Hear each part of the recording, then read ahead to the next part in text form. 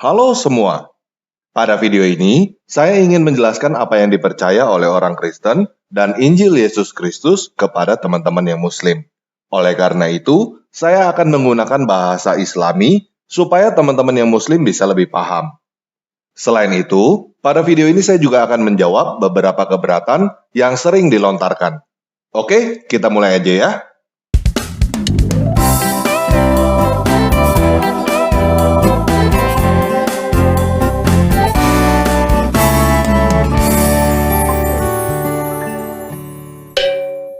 Nah, kita mulai dengan kepercayaan Islam dulu ya. Islam percaya kepada satu ilah yang disebut Al-Ilah atau Allah.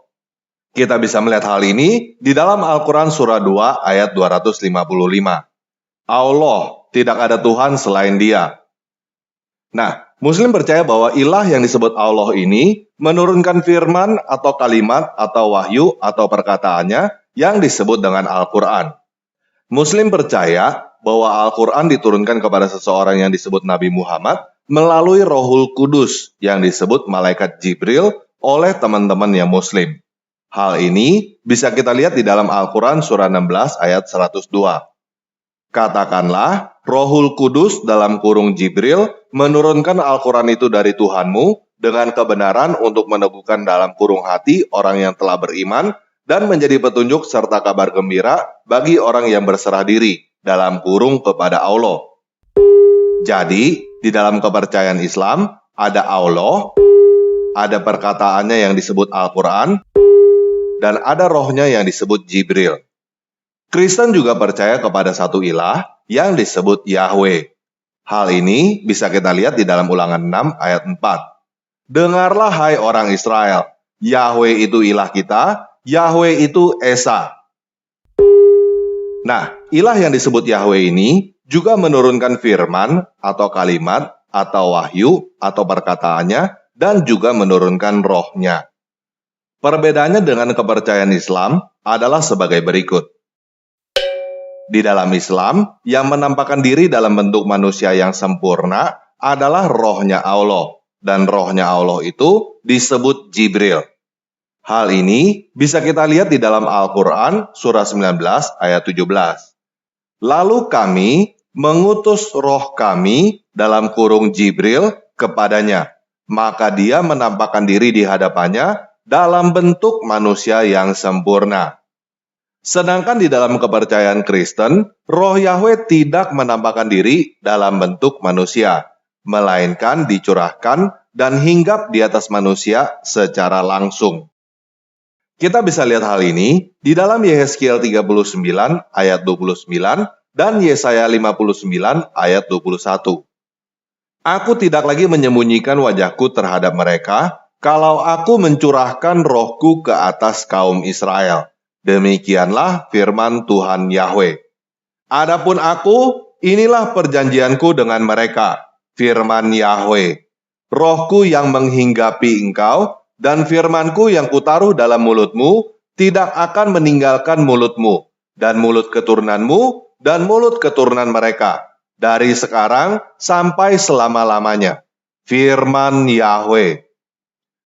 Nah, orang-orang yang dihinggapi oleh roh Tuhan inilah yang disebut Nabi. Hal ini bisa kita lihat di dalam Bilangan 11 ayat 25. Lalu turunlah Yahweh dalam awan dan berbicara kepada Musa. Kemudian diambilnya sebagian dari roh yang hinggap padanya dan ditaruhnya atas 70 tua-tua itu. Ketika roh itu hinggap pada mereka, kepenuhanlah mereka seperti nabi, tetapi sesudah itu tidak lagi. Jadi, di dalam Kristen, nabi adalah orang yang menjadi medium untuk dihinggapi oleh roh Tuhan. Orang itu berbicara dengan dikendalikan secara langsung oleh roh Tuhan. Orang yang hanya menerima perkataan Tuhan yang disampaikan melalui perantara malaikat tidak disebut nabi di dalam Kristen. Contohnya Maryam, ibunya Isa.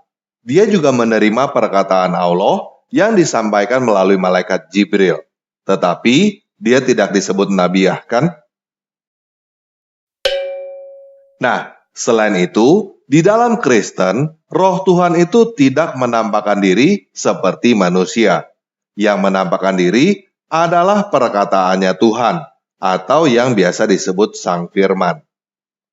Jadi, di dalam Islam, yang menampakkan diri seperti manusia adalah Roh Allah, yang disebut Jibril. Sedangkan di dalam Kristen, yang menampakkan diri adalah firman Tuhan. Penampakan Sang Firman ini bisa kita lihat contohnya di dalam Kejadian 17 ayat 1.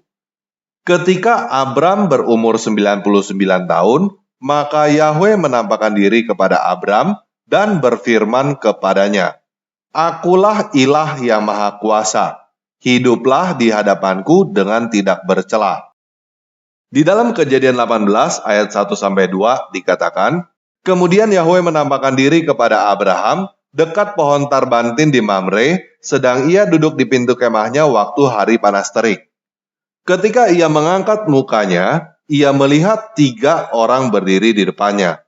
Sesudah dilihatnya mereka, ia berlari dari pintu kemahnya menyongsong mereka, lalu ia sujud sampai ke tanah. Nah, jika teman-teman baca Kejadian 18, teman-teman akan menemukan bahwa salah satu dari 3 orang yang dilihat oleh Abraham adalah Yahweh itu sendiri. Dan Yahweh makan hidangan yang disajikan oleh Abraham. Nah, yang menampakkan diri dan makan hidangan Abraham itu adalah Sang Firman. Tuhan menciptakan segala sesuatu melalui perkataannya atau Sang Firman itu. Dan tidak ada satupun yang jadi tanpa dijadikan oleh Sang Firman itu. Seharusnya hal ini tidak sulit untuk dimengerti oleh Muslim. Karena Al-Quran Surah 2 ayat 117 berkata, dalam kurung Allah pencipta langit dan bumi, apabila dia hendak menetapkan sesuatu, dia hanya berkata kepadanya, jadilah, maka jadilah sesuatu itu. Kristen percaya bahwa Tuhan bukan cuma omong doang, tanpa tindakan. Ketika Tuhan berfirman, maka firman-Nya itu bekerja. Yesaya 55 ayat 11 menjelaskannya seperti ini.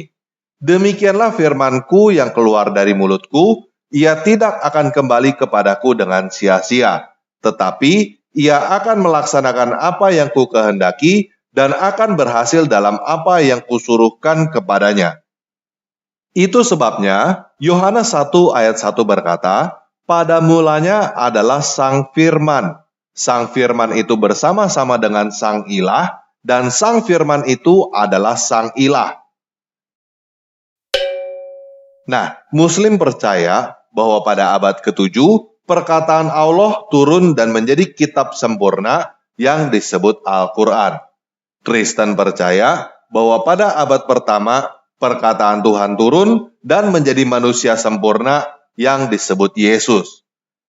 Apakah karena Al-Quran turun pada abad ke-7, berarti sebelum itu Allah bisu? Tentu saja teman-teman yang Muslim akan berkata, tidak. Teologi Islam mengajarkan bahwa Al-Quran sudah ada sebelum abad ke-7. Hanya saja baru diwahyukan atau disingkapkan pada abad ke-7 dengan nama Al-Quran. Begitu juga dengan Yesus. Yesus adalah sang perkataan Tuhan yang sudah ada sejak sebelum dunia dijadikan. Hanya saja baru disingkapkan dalam bentuk manusia sempurna pada abad pertama dengan nama Yesus. Jika Al-Quran Surah 19 ayat 17 berkata bahwa Allah mengutus Roh Allah dalam kurung Jibril dalam bentuk manusia yang sempurna, Kristen berkata bahwa Tuhan mengutus firman-Nya dalam bentuk manusia yang sempurna juga. Tetapi bukan hanya kelihatannya berbentuk manusia yang sempurna, padahal bukan, melainkan benar-benar dalam bentuk manusia yang sempurna. Dalam artian, tubuh manusia yang digunakan oleh Tuhan untuk mengutus firman-Nya itu adalah benar-benar tubuh manusia yang dilahirkan oleh manusia dan bisa dibunuh oleh manusia. Selain itu, sempurna yang dimaksud adalah tanpa cacat celah dan dosa dalam fisik, perkataan, dan tindakannya sebagai manusia. Seperti Al-Quran yang teman-teman Muslim pegang, jelas-jelas adalah 100% buku yang dibuat oleh manusia, ditulis oleh manusia, dan bisa dibakar oleh manusia. Tetapi teman-teman yang Muslim percaya bahwa Al-Quran adalah 100% firman Allah. Teman-teman yang Muslim percaya walaupun buku Al-Quran bisa dibakar oleh manusia, tetapi firman Allah yang ada di dalam buku itu tidak bisa dibakar oleh manusia. Begitu juga Kristen percaya bahwa Yesus adalah 100% manusia dan 100% firman Tuhan. Walaupun tubuh manusianya Yesus itu bisa dibunuh dan kenyataannya memang dibunuh, tetapi firman Tuhan yang tinggal di dalam tubuh manusia itu tidak bisa mati. Kristen percaya bahwa sang firman itu mengalahkan kematian. Hal itu ditandai dengan kebangkitan tubuh manusia yang disalibkan itu pada hari yang ketiga. Inilah yang disebut dengan Injil. Injil itu artinya adalah kabar baik, yaitu Yesus bangkit dari kematian. Apa hubungannya kebangkitan Yesus dengan kita? Hubungannya adalah sebuah perjanjian, yaitu jika kamu menerima Yesus, berarti kamu menerima sang firman Tuhan. Dan firman Tuhan itu akan bekerja di dalam hidup kamu, sehingga kamu akan bangkit dari kematian juga dan hidup abadi seperti Yesus. Jadi, Muslim percaya adanya Allah, adanya roh Allah yang disebut Jibril, dan adanya perkataan Allah. Kristen percaya adanya Tuhan, adanya roh Tuhan, dan adanya perkataan Tuhan. Yang disebut dengan firman Allah oleh Muslim adalah Al-Quran. Yang disebut dengan firman Tuhan oleh Kristen adalah Yesus. Alkitab adalah kesaksian tentang sang firman itu. Sampai di sini paham ya? Nah, teman-teman yang Muslim sering menggunakan Al-Quran surah 4 ayat 171 dan berpikir bahwa ayat itu menyatakan bahwa Kristen salah karena di situ dinyatakan bahwa Isa adalah utusan.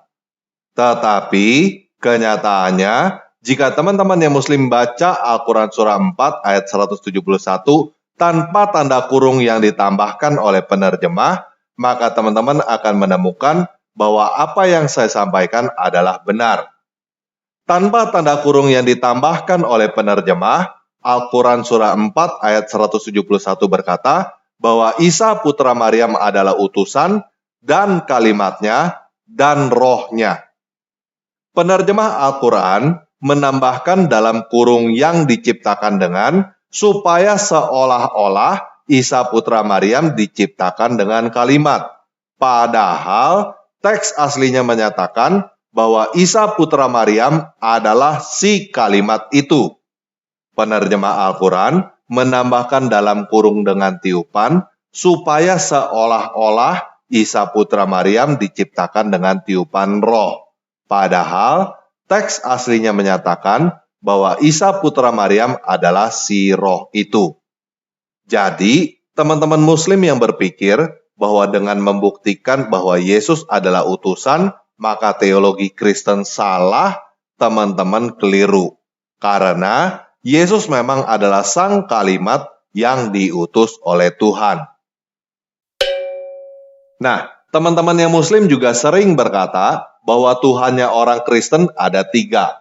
Jadi saya mau jelaskan begini. Islam mengajarkan bahwa ada Allah, ada roh Allah yang disebut Jibril, dan ada perkataan Allah yang disebut Al-Quran.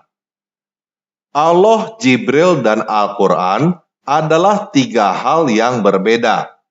Menurut teman-teman, apakah Allah, roh Allah, dan perkataan Allah adalah satu kesatuan yang tidak dapat dipisahkan? Nah, kalau kamu berpendapat bahwa Allah, roh Allah, dan perkataan Allah adalah satu kesatuan yang tidak dapat dipisahkan, maka pendapat kamu itulah yang disebut Tritunggal.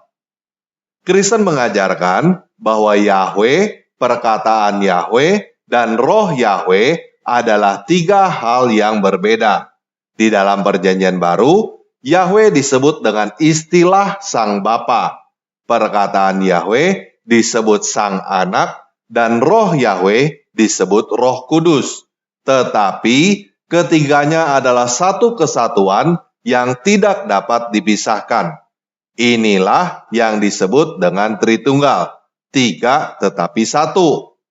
Yahwe, perkataan Yahwe, dan Roh Yahwe adalah 3 hal yang berbeda tetapi satu. Bapa, Putra, dan Roh Kudus adalah satu. Jika kamu mendengarkan perkataan Yahwe, maka kamu mendengarkan Yahwe. Jika kamu menerima Yesus, maka kamu menerima Yahwe. Jika kamu menolak Yesus, maka kamu menolak Yahwe. Karena Yesus dan Yahwe adalah satu. Nah, sebagai perbandingan, coba teman-teman baca Al-Quran surah 4 ayat 80 bagian A. Barang siapa mentaati Rasul dalam kurung Muhammad, maka sesungguhnya dia telah mentaati Allah. Mungkin teman-teman tidak menyadari hal ini, tetapi bagi saya, ayat ini menyamakan Muhammad dengan Allah, karena taat kepada Muhammad sama dengan taat kepada Allah. Ini seperti hubungan Yesus dengan Yahwe. Yesus berkata di dalam Yohanes 14 ayat 9, barang siapa telah melihat Yesus, dia telah melihat Bapa. Jadi, Muslim protes dengan gelar Tuhan yang diberikan kepada Yesus, namun kenyataannya Muslim memperlakukan Muhammad sebagai Tuhan, karena taat kepada Muhammad sama dengan taat kepada Tuhan. Paham ya? Nah, jadi siapakah Yesus bagi umat Kristen? Yesus bagi umat Kristen adalah utusan Tuhan dan firman Tuhan dan roh Tuhan. Seperti Muhammad ditambah Al-Quran, ditambah Jibril bagi umat Muslim. Apakah Tritunggal bagi umat Kristen? Tritunggal bagi umat Kristen adalah Yahwe, perkataan Yahwe, dan roh Yahwe. Seperti Allah, Al-Quran, dan Jibril bagi umat Muslim. Sampai di sini paham ya? Nah, keberatan Muslim lainnya adalah Muslim berpikir bahwa Tuhan tidak bisa menjadi manusia. Buat teman-teman Muslim yang berpikir bahwa Tuhan tidak bisa menjadi manusia, coba teman-teman sekarang jawab. Apakah Tuhan bisa menjadi pohon?